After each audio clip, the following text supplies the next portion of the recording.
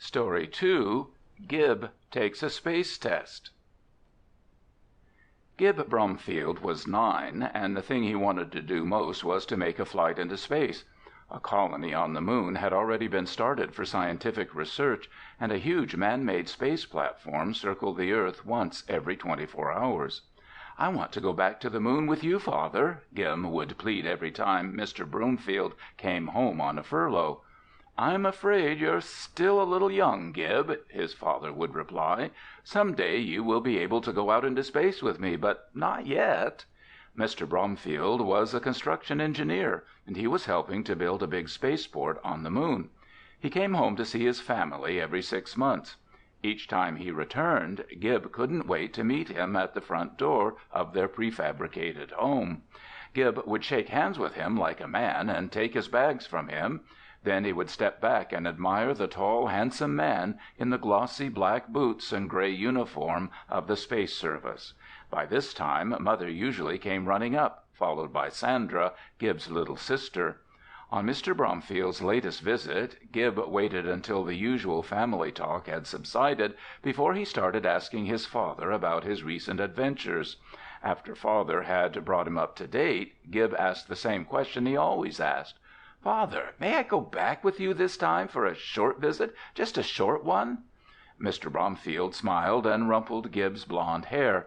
"It's not the time element, Gib," he said patiently. "It's the rigors of space itself, which are much rougher than Captain Rocket on TV would have us believe." Gib's face fell. He had hoped that this time his father would give in and let him go back. Mr. Bromfield could see that his son was disappointed. He stared at Gib thoughtfully for a moment, then spoke again. "All right, Gib, I'll put you through SQT. If you pass it and still want to go spaceward, I'll take you." "Gee, do you mean that?" Gib burst out. He was so excited he didn't know what to do. Gib had never had any doubt that he would pass the SQT, the Space Qualification Test, that all those who go spaceward must take. Mr. Bromfield went immediately to the video phone and put through a call to SQT, having them place Gib's name on the space test list. "Thanks, Father," Gib said excitingly. "At last I'll be going spaceward." "We'll see," Mr. Bromfield replied soberly. Gib spent the next afternoon on the first part of the test, which was a complete physical examination. "It didn't hurt the tiniest bit," Gib joked with his father that night. "If all the parts of the test are as easy as this first one, I won't have any trouble."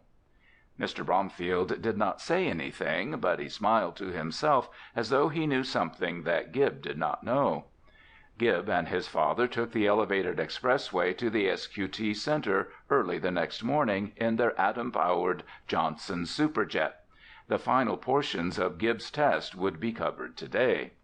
The first part was familiarity with the spacesuit. In company with about 50 other candidates, Gib was given a supply of clothing. Then everyone was shown how to zip up their thickly insulated suits in front. Next, an attendant snapped metal cylinders to their shoulders and screwed the flexible tubings into valves on their suits. Last to be put on were helmets of light metal that had a darkened glass in front so that the wearer could look out. "Now, all of you turn a little black knob on your chests," the tester said.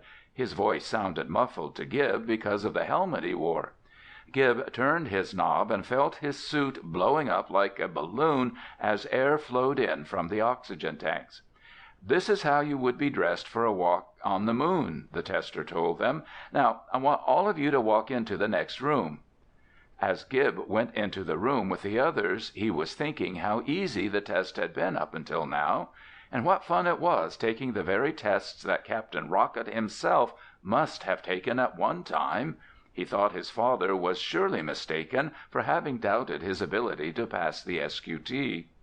The tester left the room and shut the door. In a few moments, Gib began to have a strange sensation. He was feeling lighter and lighter, and the others with him were beginning to float right off the floor.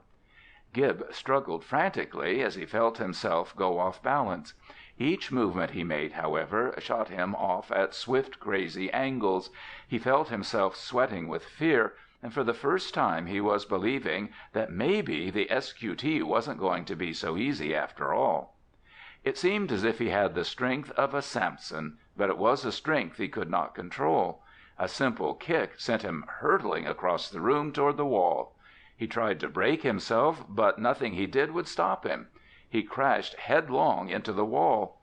It shook him up a little, but he was not hurt. He saw that the wall was thickly padded.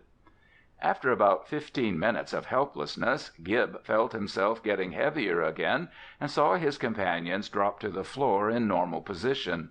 The tester came in with some doctors. The doctors looked over each candidate and asked many questions.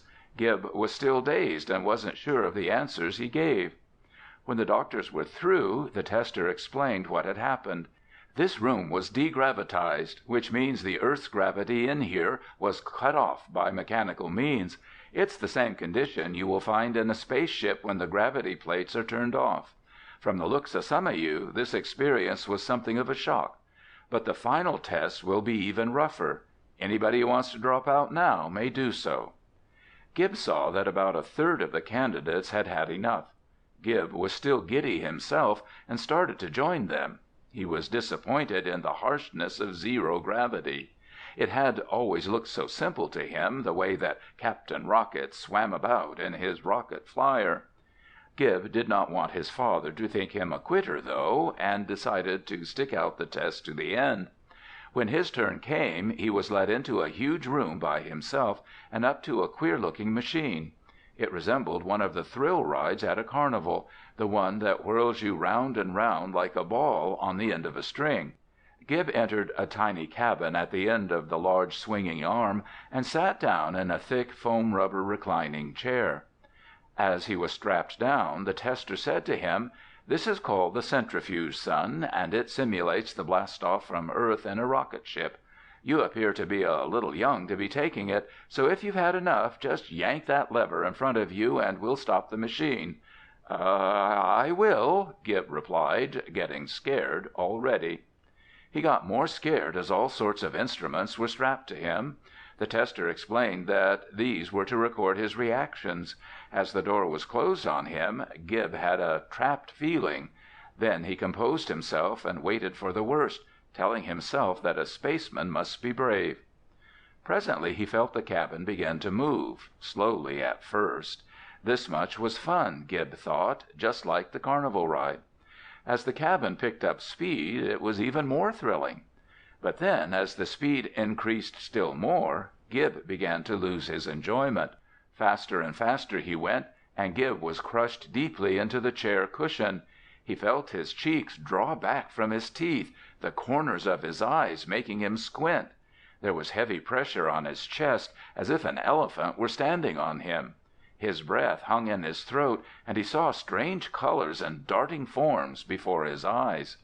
He stood the agonizing effect as long as he could, and then his frightfully heavy hand crept unsteadily toward the lever in front of him and jerked it.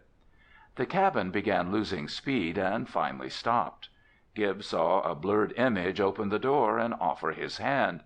As he stumbled out, his head feeling big as a watermelon, Gib vaguely remembered hearing the tester say, "You needn't feel badly about this, son. You almost lasted it out. Come back in another year or two, and then I think you'll be able to pass."